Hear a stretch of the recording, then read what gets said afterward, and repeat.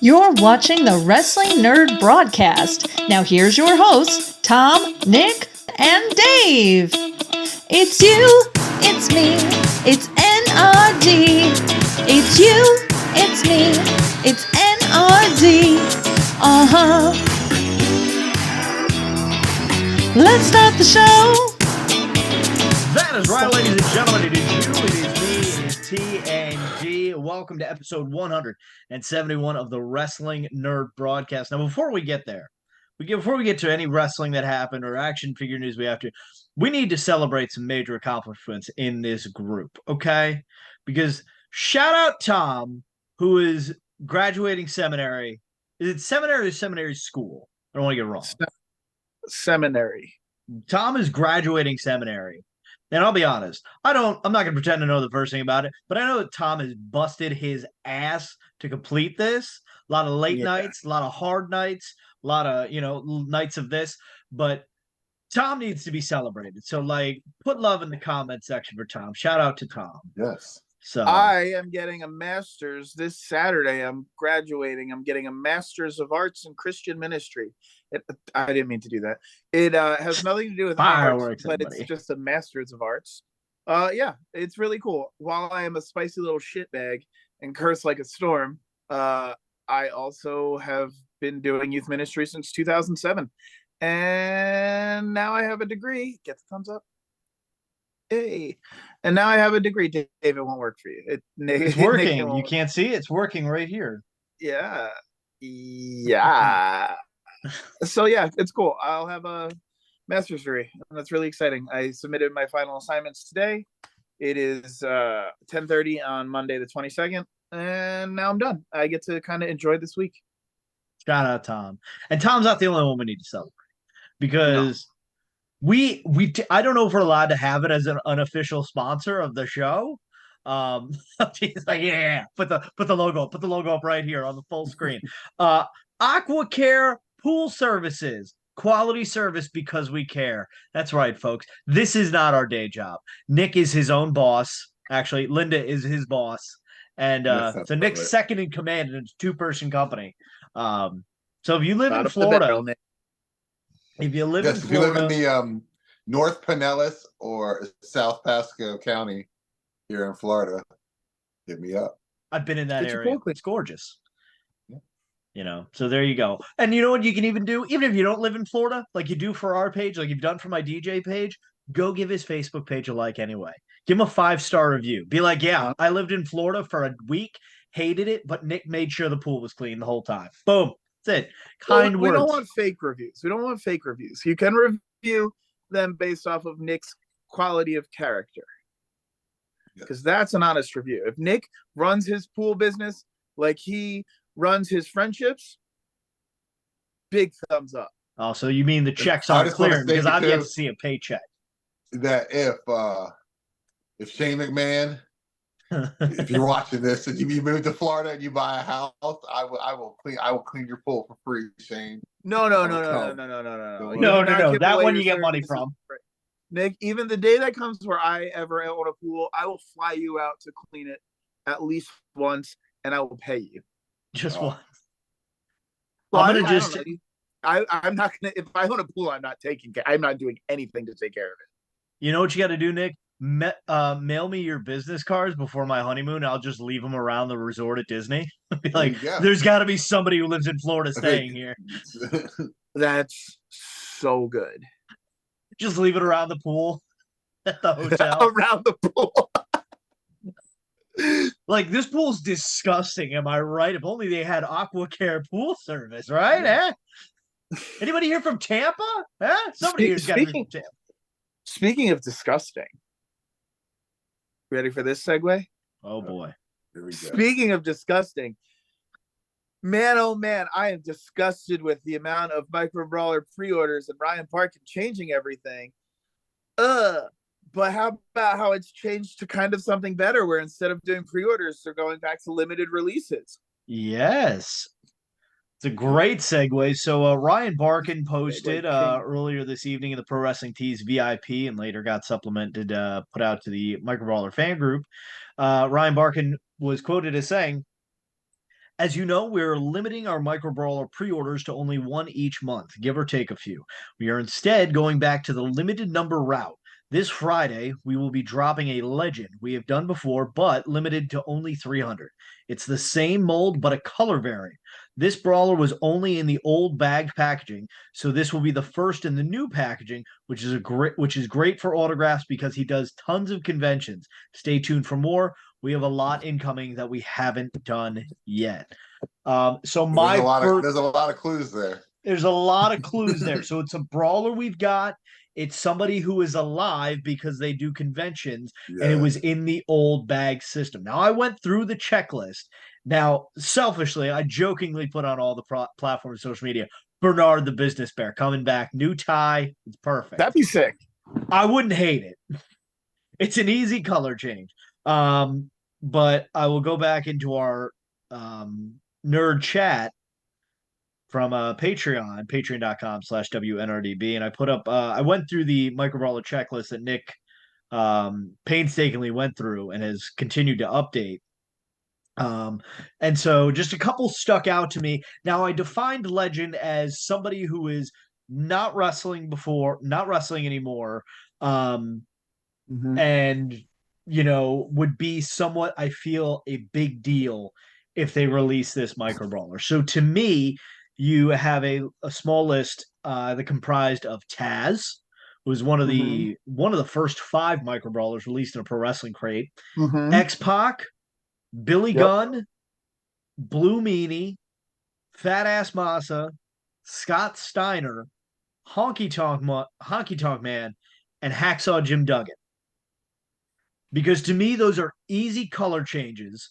I know we were sharing some pictures of stuff. I know we thought of like Papa Shango, but to me, that's not really a color change. It'd be a whole different mold.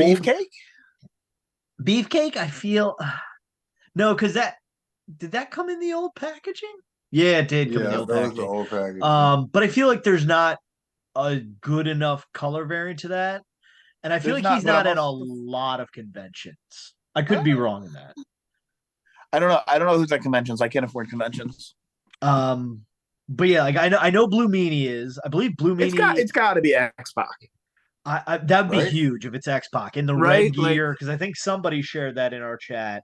Nick, it was you. X-Pac, like I have him. I don't. Can I just say that if it's X-Pac, I feel so just happy with myself that I got out when I did on the X-Pac. I'd be curious where that thing drops to, but I don't think it'll be Blue Meanie unless they just put a blue shirt on him. I was gonna say he's in a white shirt now. I believe white shirt, black pants. Legend. I think, in terms of just the rarity of Micro Brawler too, because like you could do Christopher Daniels. There's Ricky Steamboat. I'm just trying to think off the top of my head of guys that are like no longer wrestling. It could be Jim Ross, Ian Riccaboni. He's a legend in my book. Sure. It could be Steamboat. No, because the reason I also kept that list was they haven't had a second. None of those that I listed, other than Billy Gunn, have had a re-release in a different type of mold. Yeah. I don't think it's. I mean, he had 1, 2, 3 Kid, but wait, it could be Billy Gunn because he's wearing that gear now. Yeah, he wore the green gear on Dynasty, so could be. Cool. Wouldn't be surprised. So, I also thought a cool one because I know they released the Major Bendy of it. It's the Hacksaw Jim Duggan, but he's got the red, white, and blue face paint. Because that could be the same mold, it's just a painted face. It's a paint face, and it's easy. And I know Hacksaw does do a lot of people are saying Tatanka. Not a chance. A lot of Tatanka talk. I mean, you could do what do you change the Mohawk? Really? Oh, what about Owen Hart? They have to be doing conventions, and he is not doing conventions. Oh yeah, oh man, that joke fell flat. Because I didn't. Jeez, Tom. Oh my God. Jesus Christ. Oh. What about? I was thinking about that for so long. Damn. Oh, jeez, Louise. R.I.P. Man. But yeah, I mean, like, it won't be a New Japan guy unless it's Okada. I was saying Jake the Snake was in the bubble though, right? Jake was the bubble first one. brawler in the crate that had the new bubble. What if it's Okada? I mean, is that a legend? I don't like. I feel like when he said legend, though, I don't know. I feel like it was like an old WWE guy. That's how I just felt like it was. Yeah, I feel like it's. Dragon. I'm trying to could find be Ultimo Dragon. It could very well be Ultimo Dragon. Well, he wasn't a bag, was he? No, Ultimo Dragon was not a bag. Ultimo Dragon was not in a bag. So just reading through the list really quick, and I'll read them rapid fire and just let me know if any stand out to you that aren't in a box. You got Cole Cabana, Young Bucks, Taz, Marty Scurll. Again, going through people that are alive. I'm going to skip the ones that are no longer with us, like Vader's next. Kenny Omega, Joey Ryan, Penta, CM Punk, Cody Rhodes, Hangman, but we're getting a new Hangman anyway. Candice LeRae, Naito, Tama Tonga, Zack Sabre Jr. stuck out in my head for some reason. What about Lex Luger? He was in the new packaging. He was? Yeah, he was in the new packaging. It's so hard to keep track now. Papa Shango. I know exactly because Kurt Angle is the first one that was released in the new packaging. It was Kurt Angle, Owen, Vader, and then Jake, I believe. Because the other crates is Raven a legend? Raven was an old one. British Bulldog, Brooklyn Brawler, Bernard, Cheeseburger, Chris Hero, Cody, Dalton Castle, Jay Lethal. I wouldn't hate a good Jay Lethal. Again, Kenny and Marty, Ricky Steamboat, Rosemary, Roddy Piper's deceased, Sammy Callahan, Jay White, another Swoggle, anyone? He is a legend. Friend of the broadcast. Tennille Dashwood, Vicky Guerrero, another Swoggle, another Young Bucks, Okada, Ray Fenix, Brandy Rhodes, Bushi, Christopher Daniels, Evil, Flip Gordon, Frankie Kazarian, Hiromu Takahashi, Joey Ryan, Sonata, Scorpio Sky, Tetsuya Naito, Billy Gunn, X-Pac, Kota Ibushi, Jim Ross, MJF, Blue Meanie, Brian Cage, Chelsea Green, Cole Cabana, Fat Massa, Tanahashi, Johnny Gimmick Name. Fat Massa. Is King Kong Bundy still with us, or did he pass away? No, he passed away. Okay. Mandy Leone, Marty Scurll 2-Up, Raven, Jeff Cobb, Demolition, Bandito, Juice Robinson, Kingdom, Penta, Roosh, Scott Steiner, Ishimori, Ishii, Mask and Paint was Demolition, Brutus Beefcake, Bruiser Brody, Bret Hart. Yeah, again, none of these are really sticking out to me that we're going through here. I mean, the two that stick out to me the most are Hacksaw and X-Pac. Yeah. I do Hacksaw, X-Pac, and Billy are the three most likely. Yeah, I mean, obviously, I don't know how often Billy's doing conventions. Obviously, friend of the broadcast, Jonathan Hodap, met him this past weekend. They just put out recently an X-Pac Mattel action figure, so I don't know like what X-Pac standing is with like a legend deal. Even being, I mean, I don't know how that works, but I know that he just recently they put out that red one that I shared. They put out that gear like on an action figure like within the last couple months. Yep. So I mean, speculation runs wild till Friday. I'm excited again. I haven't felt excited about I hope they tell us ahead of time because I don't want it to be like 1 o'clock drops, boom. Oh, it's that. I took my lunch break for this. I read this too. Is this was not going to they weren't going away from the pre-sale one. They're just going to be doing this in addition to like the one a month pre-sale. Yeah. Oh, I read it as they're going away from the pre-sale. I think if you can mix both, give it the best of both worlds because there are people who want a pre-sale, but I do like the excitement of okay, can I get it? Got it. And then somebody makes the post like this is the official got my so-and-so, my new Bernard Business Bear Micro Brawler. I wonder if the pre-sales just aren't going well. Well, I know let me bring I haven't bought one pre-sale this year. I'm gonna be honest, I found that it's just easier to just wait until they ship out and you can just buy one for probably the same price or cheaper than what you would have just bought it from them. I mean, that's what I've been doing. So friend of the broadcast, Jason Rich, commented on Ryan's post in the VIP group, said, will you please limit them to one per person so we don't have flippers buying them all? And Ryan responded, every time we limit them to one, they don't sell out. So probably not going to happen. So Great. So we'll see what happens. Maybe people will get a Craigslist to pay you to go out to Chicago to pick this up. We all remember what happened there. Woo! That job. I'm excited. Let's shut the website down. I'm ready for a good old fashioned hitting the refresh. It's been a while since we've had a big bitch fest on Pro Wrestling What sucks is Friday. I've got a full day of patience at work. What's great is Friday, Danielle's out of the house, and I don't really have much work to do usually on Fridays. So drop it quick, Ryan. Let's go, baby. If it's someone that you think I like, just buy me one. Okay, and sure. I'll probably pay you for it. Honky Tonk Man. I fucking hate Honky Tonk Man. It could be a honky. Didn't Honky Tonk Man wear a different one besides the blue? No. Do the red jumpsuit. There you go, red jumpsuit. That's an easy one too. I swear to God. Just because we had this conversation, it's 100% the Honky Tonk. I know. All right, Tom, thanks for coming to my wedding. Here's your gift. If it's Honky Tonk Man, realistically, they're all gone. Done. Oh boy, you heard it here first. Folks. And I want to sell them, but if it's Honky Tonk Man, I will sell them for exponentially cheaper than I want to because I hate that dude's a dick. He was so all right. So I got some stuff going on. Oh boy. And my big brother has been a really good big brother, and I'll die on that hill. My big brother is the best.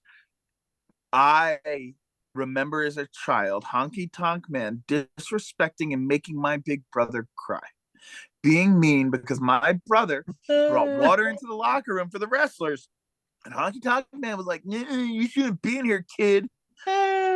No. Honky Tonk Man, James Sasso, Jimmy, whatever you want to call him. My brother's a good person and you were mean to him and he was a child. And I was even younger, so that's even how much more traumatizing it is. Honky Tonk Man, if I ever see you on these streets, I'm going to shove you. Because you're old, you're going to fall and break your hip. And I'm going to call every orthopedic surgeon in 3 states from where we are and say, don't help him. He'll sue you. Tom, it's very, very well thought out. I don't know. We're not going to send him any $20 bills. I don't know if it's because I've got these new glasses that I'm feeling real spicy in. But these glasses are sick. They really are. You know what else was sick? AEW Dynasty. AEW Dynasty, sick. Incredible quality feed we were watching. I mean, that's BR Sport for you. BR Live was great last night. Best we're recording this on the 22nd, by the way. Can we just bang through that? I have a lot of thoughts on this pay-per-view. Yeah. AEW finally did it. What was it that they did? They succeeded at a great pay-per-view. Should it have started earlier? Yes. Was it too long? Yes. Was I interested almost the entire time? Yes. Yep. What opened the match? What opened the event? It was Pac Okada. Good match. Freaking incredible. Incredible match. A match that you figured would be good, but you felt you weren't expecting a 5-star clinic, and you it was didn't care about it. over exceeded expectations. Yeah, like you thought this will be fun to watch, but I didn't have any investment in it. Yep, that match was insane. Yep, start to finish. Only to be topped by what is, in my opinion, the match of the year right now is Danielson versus Ospreay. My only negative point about it that chips a little bit off, I hate those work shoot injury angles. Hate that. I watched that Tiger Driver back. Danielson lands clean on his back. He's fine. And I read a report, I forget which one it was, but somebody said it was part of a worked angle. It makes sense, gives Danielson a little time off. Don Callis throughout the match was saying like, oh, he's showing weakness by not attacking him and whatnot. So it forces Ospreay out of Don Callis. But I hate that shit. I hate it with a fucking passion.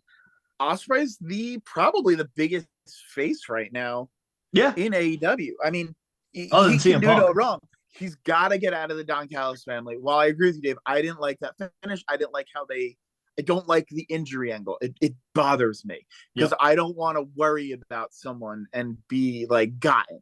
Yep. This is someone with history really like worried. Daniel Bryan. I was really worried. Yeah. Just because he starts like he's grabbing by his neck and you just hear, oh fuck, damn it. Like usually he's better. There was pain in his voice because we were concerned enough that we checked the replay. I even said in the group chat, I don't think they're good enough actors. I think this is real. Yep. That match, start to finish, was brilliant. Yep. I know there's a lot of people like, oh, kick out of this, there's no protecting their finishers or these moves. No. This was like that quintessential, and I it's so corny, New Japan like fighting spirit. Yep. It was, I am so into this. And like, you remember like Hogan of the 80s and 90s, the crowd pumped him up and nothing can hurt him. And he'd like, it was that. That match brought me back to that feeling of like the crowd is getting them to heal. Yep. It was fantastic. I loved that match. It's up there. I mean, they're two different style matches. One is wrestling, one is a more sports entertainment. But between that and Cody Rhodes versus Roman Reigns, those are my two favorite matches of the year for two totally different reasons. There's in-ring technical storytelling, and then there was this story arc that they were telling in WWE. Both are fantastic when executed perfectly, and they both were. And it's okay to like both, everyone. Yeah. All right, blown away. Just other notes, because I gave a graded report on our Facebook page, facebook.com/WNRDB. Obviously, so we said Danielson versus Ospreay, Pac Okada. Swerve wins the big one, I put. Amazing, rightfully well deserved. I something just didn't seem like it was big enough of a deal. Like they shot confetti. He was there with it wasn't enough confetti. Yeah, it was just like one shot. Here we go. Like I feel like Okada gets more. Kenny and Ibushi got more confetti when they hugged. Yeah. But again, it's one of those, it's the right move, the right guy at the right time, because too many times I feel like AEW's had this opportunity. And of course you can't because you just put the world title on somebody else, but you've got this strike while the iron's hot, and they don't. They had Swerve. It's the perfect time right here. We can put the belt on him. Yeah. And something that I saw people say that were complaining was like, how are we going to put this belt on Swerve right now just for him to lose it at Wembley? That's a terrible title run. I was like, Samoa Joe was just champion for 4 months and made it seem great. I think a 4-month title reign for Swerve would be fantastic. Transitional champion, though, Samoa Joe. Like, I mean, you knew that they weren't going to. You're not building in 2024. You're like, you know what, we're never going to build our company around Samoa. Well, I don't think you're building the company around Swerve for the rest of the year either. Yeah. Because I think, the rumor is from, a lot of people have started the fantasy book. You do Will Ospreay versus Swerve for the title at All In London, which would make sense. It would make sense for Will to win that. It would, absolutely. I would also like to see Okada versus Kenny Omega at that event, but that's for another day. I thought it was a lot of fun. I like that Swerve won. It was the right move. The match before it, we had a return. Hold on. Oh. I have a point that I was very impressed with of the Swerve match. At the end of the match, Swerve wins. And instead of having another wrestler come in and talk, like not reintroducing MJF or having another wrestler like, I want my Hangman coming out or something, they let Swerve get his flowers. Yep. And for me, that was the best way to put the company in his hands. Yep. Not put a title on him and immediately like, oh, we forgot Swerve just had this great match and won the title. 100%. And I'm not a Samoa Joe guy, so I didn't love that match, but I still got that Samoa Joe chase for sale, folks. But so this is my problem with doing the monthly pay-per-views. And so, and I'm just going to bring up a WWE point. We're recording this while Raw is on. So it looks like Chad Gable will be the next to challenge Sami Zayn. Don't worry, I'm going here somewhere here with the AEW marks. So yeah, you would think makes sense for Chad Gable to win the title, but Sammy just won it and took it off of Gunther, who had just had a record run with it. So it doesn't make sense to take the belt off Sammy, at least not yet. Give him a little while. But if that pay-per-view is 2 months from now and you let Sammy hold it, not just for a couple weeks, okay, I wouldn't have a problem with that. So I don't see Swerve losing the title to whomever his challenger is at Double or Nothing, assuming he's going to defend it. Yeah. My other thing about monthly pay-per-views is now that card had what, 10, 12 matches on it or something like that, not including the pre-show. Too many. If you're doing a monthly pay-per-view rather than the quarterly pay-per-views that they were doing, you don't need to cram as much onto the card. The Chris Jericho hook match overstayed his welcome, and that's coming from me, probably the biggest Chris Jericho fan in our Patreon group. The Black House of Black trios match with Eddie, Adam Copeland, and Mark Briscoe, that's a Dynamite match. That's a Rampage or a Collision match. That had no need to be on a pay-per-view. That was a waste of time. My biggest problem, and how we mentioned Swerve getting his title and Bryan Danielson, the injury angle, and as I hinted, Jack Perry's return, these moments were great, but literally Jack Perry came in that ladder match, pushed FTR off, gets put in the corner wearing a Sting mask. So they went fucking 1999 Nitro, pulls off the mask, gives that great little brother smirk like, yeah, I just fucked those guys over. Fantastic. But then 30 seconds later, the Young Bucks hold the titles up, and then let's cut to our video package for Swerve versus... Well, they did show Jack Perry doing the Elite thing. Oh, did they? I did not see that. They showed him back in the crowd, and he threw up the E, and I was like, okay. Oh, yeah. Oh, I missed that. I think they were running still, way like, behind, they don't too. give it enough time. Everything was getting rushed by the end of the night. Cut to the commentators going like, what did we just see? Jack Perry's like, it was Tony 11:40 at that point. They still had the main event. Yeah. But again, same thing with the Bryan Danielson thing, which happened before the ladder match. Bryan is there hurting himself, like, and Tony Khan and Excalibur, they're trying to say, like, oh my gosh, this is hard to watch. And then the Young Bucks packages get it. Bryan's gone. He was gone in under a minute. Oh, okay. I guess he can't be that hurt if they didn't have to, like, take him off in a fucking gurney. Nothing. Yeah, nothing. He walked off on his own power. Well, it's fine. It's his neck that's the problem, not his legs. But you know what I mean. I was kind of I'm just gonna jump around. I'm sorry. Yeah, it's fine. Kind of let down with the Tony Storm Thunder Rosa match. I wasn't into it. I expected more. I'm not a Thunder Rosa guy. I want to be, but she's just not it. Like, I don't get it. I like that she came out in a mask, and I like that she didn't have the face paint.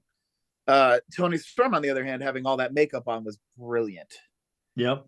She's the future. That match was fine. I like that Deonna came in and went after Mariah. Yep. I think they'll probably do a tag team match, Tony and Mariah against Deonna and Thunder. That match was fine. And the Julia Hart Willow match, that was good, but not great. Yep.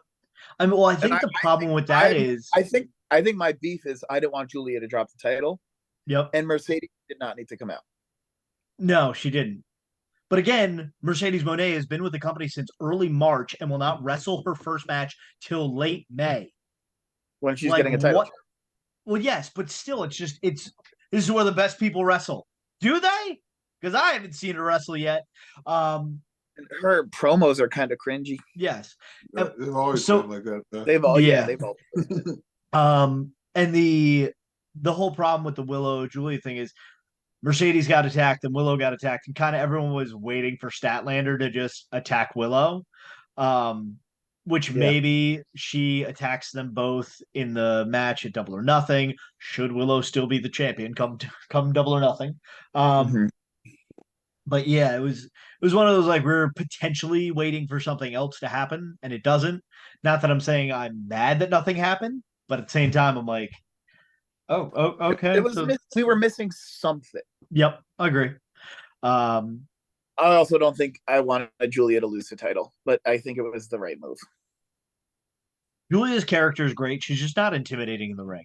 She's just she's Yeah. too petite. It's almost like the Riho thing for me. Like I just can't put her in a ring against any woman in that division, arguably.